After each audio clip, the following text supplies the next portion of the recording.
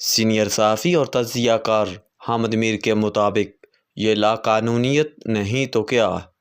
امریکی صدر Donald Trump کی طرف سے ایران پر حملے کا فخریہ اعلان دراصل بین الاقوامی لاقانونیت کی ایک چیختی اور چنگھاڑتی ہوئی مثال ہے۔ دنیا پر جنگل کا قانون نافذ کرنے کی کوشش فیصلہ کن مراحل میں داخل ہو چکی ہے۔ 21 جون کو حکومت پاکستان نے ڈونلڈ ٹرمپ کو امن کے نوبل انعام کے لیے نامزد کیا اور 22 جون کو ٹرمپ اسرائیل اور ایران کی جنگ میں کود گئے۔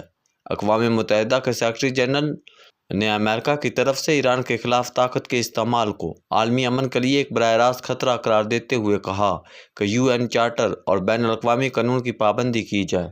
دوسری طرف اسرائیل کے وزیر اعظم نیتن یاہو نے ایران پر حملے کے بعد ٹرمپ کو مبارکباد دی اور اسرائیل و امریکہ کے انتہائی پائیدار اتحاد پر فاتحانہ مسکراہٹ کے ساتھ اطمینان کا اظہار کیا۔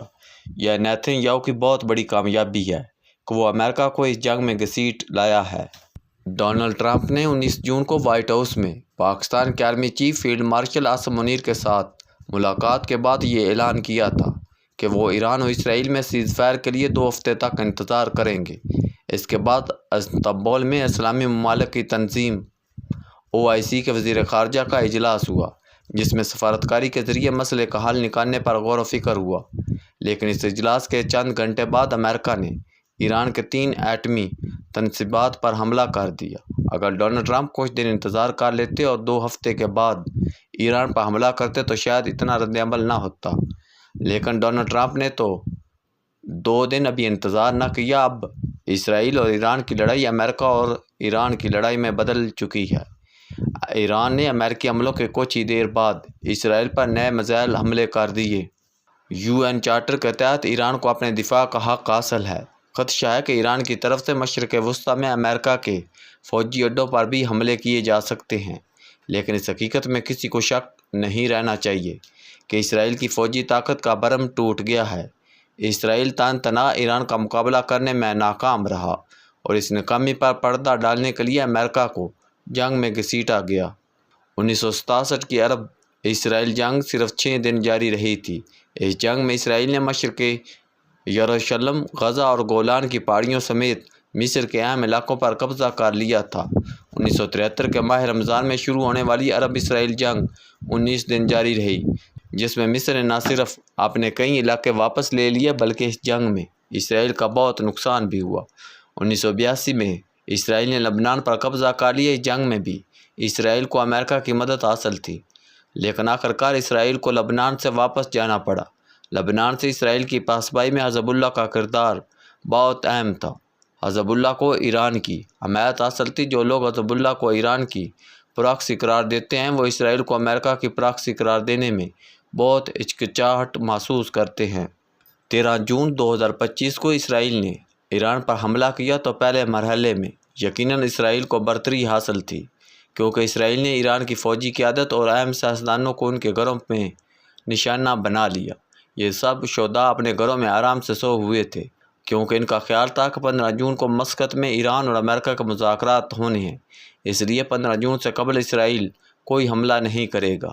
اسرائیل نے 15 جون کے مذاکرات کی آڑ میں ایرانی قیادت کو نشانہ بنا کر یہ سمجھا کہ ایران میں بغاوت ہو جائے گی اور چند دنوں میں حکومت بدل جائے گی۔ جب ایران نے اسرائیل پر جوابی حملے شروع کیے تو اسرائیل کی برتری بہت تیزی سے ہزیمت میں بدل گئی۔ ایرانی میزائلوں نے تل ایب اور حیفا سمیت اسرائیل کے اہم شہروں پر کامیاب حملے کر کے دنیا کو حیران کر دیا۔ ہزاروں اسرائیلی شہری قبرص کے راستے ملک چھوڑ کر بھاگ گئے تو نیتن یاہو نے ٹرمپ کو مدد کے لیے پکارا۔ ٹرمپ کی اس جنگ میں شمولیت دراصل اسرائیل کی شکست کا اعلان ہے۔ ٹرمپ کا کہنا ہے کہ انہوں نے ایران کی ایٹمی صلاحیت ختم کر دی ہے۔ اگر یہ واقعی سچ ہے تو پھر اسرائیل کو سیز فائر کا اعلان کر دینا چاہیے، کیونکہ اسرائیل نے یہ جنگ ایران کی ایٹمی صلاحیت ختم کرنے کے لیے ہی تو شروع کی تھی۔ اگر اسرائیل سیز فائر نہیں کرتا اور جنگ جاری رہتی ہے تو یہ جنگ پورے خطے میں پھیلے گی۔ اس جنگ کا سب سے زیادہ نقصان امریکہ کو ہوگا۔ امریکہ کی فوجی طاقت سے کسی کو انکار نہیں، لیکن تاریخ بتاتی ہے کہ اپنی تمام تر فوجی طاقت کے باوجود امریکہ کو بہت سے اہم جنگوں میں شکست کا سامنا کرنا پڑا۔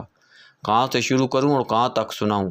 1955 میں امریکہ نے ویتنام میں ایک جنگ شروع کی۔ 20 سال تک یہ جنگ جاری رہی۔ آخرکار امریکہ شکست دوچار ہوا۔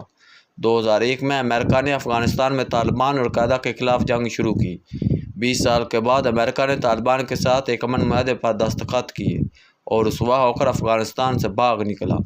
مجھے یاد ہے کہ جب امریکہ نے اکتوبر 2001 میں افغانستان پر حملہ کیے تو پاکستان نے امریکی فوج کو اڈے دیے، لیکن تمام تر ایئر پاور کے باوجود امریکہ طالبان کو ختم نہ کر سکا۔